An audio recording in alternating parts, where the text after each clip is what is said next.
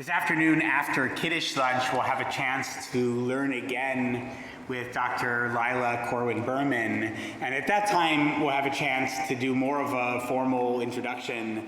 Last night, we learned with her as well. And I know a number of you were there for a wonderful Clay Kodesh service in our brand new courtyard, to be able to enjoy that new space, and then to learn with Dr. Berman. Her teaching I found to be the perfect Beth-Am blend of provocative and relevant. And I suspect we will find that throughout her time with us during this Shabbaton, this Scholar in Residence weekend. So without further ado, I'd like to call on Dr. Berman at this time to offer some words of Torah.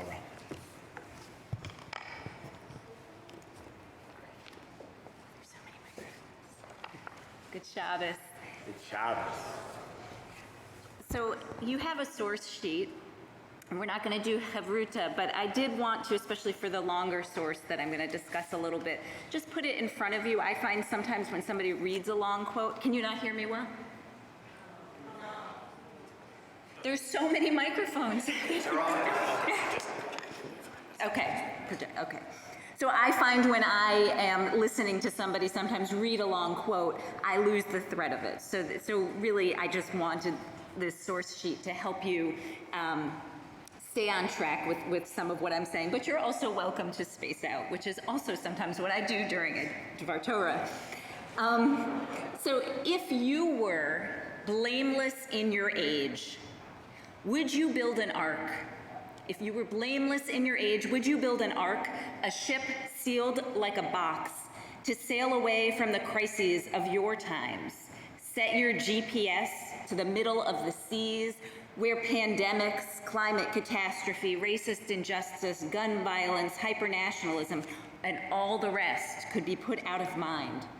From your porthole, would you watch the waters of the world wash over its pain, pound it out, scrub it down until all that remained was pristine and clean, and you, blameless in your age, would you poke a toe out once a little bird told you so? Let your foot dangle over the desiccated earth, empty but now blameless, just like you. We learn in today's Parsha that Noah was blameless in his age, and for this reason, he was chosen to build the ark and survive the flood. The questions that interest me this morning are: what kind of survival is possible in a state of blamelessness? Indeed, is the only possible kind Noah's kind, alone, isolated, exiled as if in a box?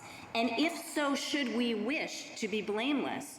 Or is blame necessary on the path toward, if not redemption, then at least repair?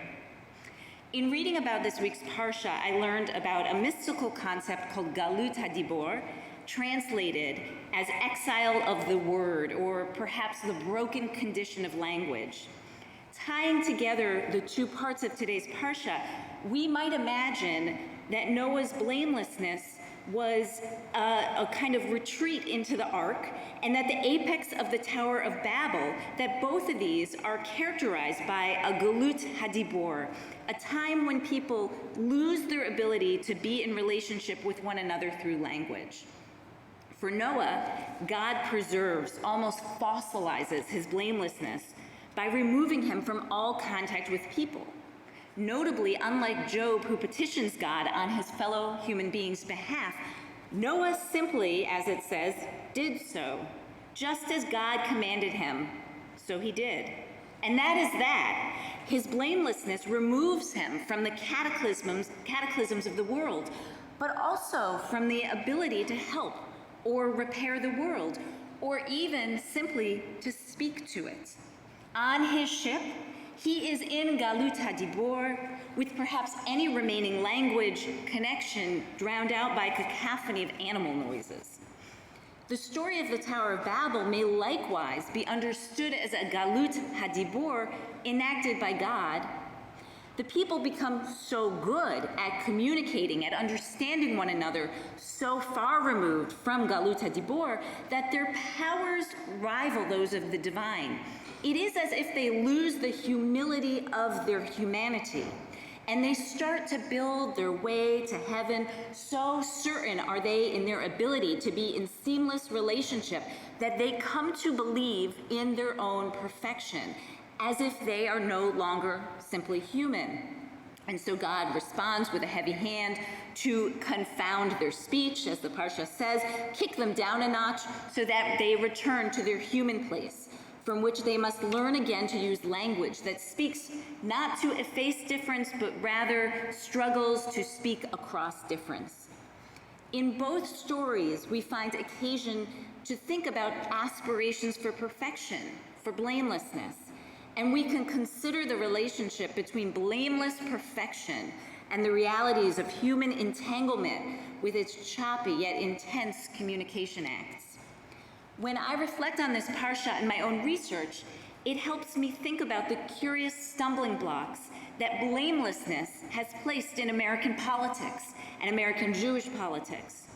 What interests me in particular is how the aspiration to be removed from blame justifies a kind of retreat that undermines efforts to repair our broken and unjust world. Making solidarity impossible, the posture of blamelessness and perfection exercise an exilic force and inhibit honest, if messy, communication. We might look to the 1960s to examine a moment when American Jewish politics was mired in questions of blame and blamelessness connected to American racism in ways that continue to echo today. In these years, American Jews tended to be supportive of the civil rights movement, and they voted for candidates who generally would advance its agenda. At the same time, some recognized a connection between the material comfort they experienced and forms of racist exclusions that fueled economic growth for some by profiting from the exploitation of others. And this was especially the case when it came to housing and real estate, and we'll talk more about that later today. Pro-civil rights positions highlighted the importance of remedy for racist misdeeds, but did not necessarily answer the direct role that Jews should play in accepting blame and taking on the emotional or financial tolls of repair. And all the more so, political activism in favor of civil rights did not offer a clear roadmap for relationships of solidarity. Some of this came to a head in 1968. That year, in a packed hall at the 92nd Street Y in New York City, the American Jewish Congress held a series of programs on the, quote, Negro-Jewish confrontation. And I was told by a mother of a young reader that this child was shocked to see the title of this series, because Negro is not a word that we would use today. It was the word that was used even by the black leaders who were involved in this series. The series came on the heels of a 36-day teachers' strike in Brooklyn. The strike had been a response to Ocean Hill-Brownsville residents' demands to exercise community control over their public school, in part by dismissing many teachers. Raw from months of conflict that had pitted predominantly black parents and students against many white and Jewish teachers, the American Jewish Congress gathered Jewish and black leaders to talk about community tension and to, quote, learn about this crucial problem, to think about it, and we hope to react in a Jewish way, a human way, a proper way. Now, the whole enterprise of looking for a human way to respond to conflict seemed bound to raise questions about blame and blamelessness. Did Jews or Jewish teachers bear any of the burden for the inequities of New York City's public school system in the 60s? If efforts to distribute power to underrepresented communities diminished a measure of Jews' power, was that fair? Or were black parents and students misplacing blame on Jews? Over the course of the American Jewish Congress series, two different viewpoints at least emerged. And it's interesting, I'll note that I came across these in the archives at the American Jewish Historical Center, at the American Jewish Historical Society, which are held at the Center for Jewish History in New York City. And these are digitized recordings. So I was actually able to listen to these series of different speeches, and then there's questions and answers. And, you know, in case there's any doubt, sometimes the question asker goes on and on and on, and you start to hear people say, move on, that's enough, that's enough. So it's fascinating, you know, to listen to things that change and don't change. But in these recordings, there were two different kinds of viewpoints that I want to highlight, and these I've included on your source sheet. The first was from Will Maslow, an attorney who served as the American Jewish Congress's executive director from 1960 to 72. And he explained to the audience, which was largely Jewish, you may say, what difference does it make whether you are called a bastard, or a white bastard, or a Jew bastard? It makes a lot of difference. The first one you shrug off, that's just an epithet in the normative fashion. The second one, there's an element that's irrelevant. But on the other hand, the Negro has a great many grievances against whites. But when they use the term Jew bastard, then you see something does not emerge out of that situation at all, and you see a kind of anti-Semitism. He went on to say, the Jews didn't hold Negroes in slavery. Most of the Jews came to this country in 1880. The Jews are not the white power establishment, and therefore we resent the completely irrelevant reference to the Jewishness of teachers or principals. That's not what's responsible for some of these problems. Later in the same program, a different American Jewish Congress leader named Howard Squadron, who's also a lawyer, there were a lot of lawyers, questioned whether Jewishness was really as irrelevant as Maslow suggested. And he said, when we talk about Black-Jewish relations, the aleph is that this is a racist society. Now, if you don't understand that all of us white folk grew up with views about Black folk, and that they grew up with views about white folk that are false and basically racist, then there's really no way to start. If you don't ask yourself the question, in the school fight, how would you feel? How would you feel if your white children were to be taught in a school system that was entirely with Negro teachers and principals? Does it give you a moment of pause? Do you immediately get concerned that your kid would not learn? If you do, it's because we grew up, all of us, and I don't exempt myself or Mr. Maslow, none of us is more noble than the other, with this kind of thinking from the beginning. The gap between Maslow and Squadron illustrates two different forms of analysis. Now, it bears mentioning that Maslow fought mightily for civil rights and was hardly a champion of conservative or reactionary white politics. But his contention that American Jews were effectively blameless for the original sin of American slavery drew a stark line in his thinking. He might say that civil rights legislation must be passed, and he might even say that Black families had a case to make about wanting more community control over their schools. But he was unwilling to say that Jews had a historical or even a meaningful connection to the conditions that triggered deep racial inequities in the United States. In this particular statement, he set Jews apart as if blameless, and their Jewishness, in his words, irrelevant. And in doing so, we might imagine how he pushes Jews into a state of exile, necessary to preserve their blameless status, removed from the web of human connection and open, even if painful, communication. Squadron comes with a very different perspective, saying us white folk, and thus embedding himself in a host of historical and current-day relationships. But he structures his analysis in a clear bifurcation between white and Black, placing Jews squarely on the white side. For Squadron, the danger is not assuming a Noah-like blamelessness, but it may be seeing the world through a Tower of Babel-like uniformity. Was it the case in the late 1960s that American Jews would have seen the world just like all white folk? Did his words flatten the differences in perception and history and experience that Jews might have brought to the consideration of racism in schools? Yet, by speaking in such a broad way as if all Jews would have had this same white consciousness, He may have forced a kind of uniformity that naturalized what whiteness was, making it more real and more powerful, as if it spoke with one voice, one language. You see where I'm going. To be certain, Squadron did not think this uniformity elevated white Americans to the heavens. He saw it as distressing.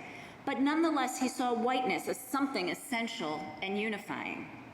Where Maslow seeks to assign Jews to the status of blamelessness, Squadron accepts blame, but then fashions it into a stark uniformity, reifying the significance of being white or being black, assuming in a sense that in each sphere there is a common language.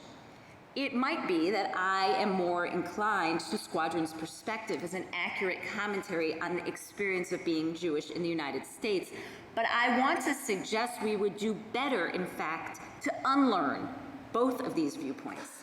It is erroneous to remove Jews from the history of American slavery and racist institutions. That is one problem with Maslow's perspective. But even if it were true that a particular Jewish person or particular community stood at a remove, that posture also removes Jews from the complexity of being in relationship with the United States, its resources, its flows of power, and its people.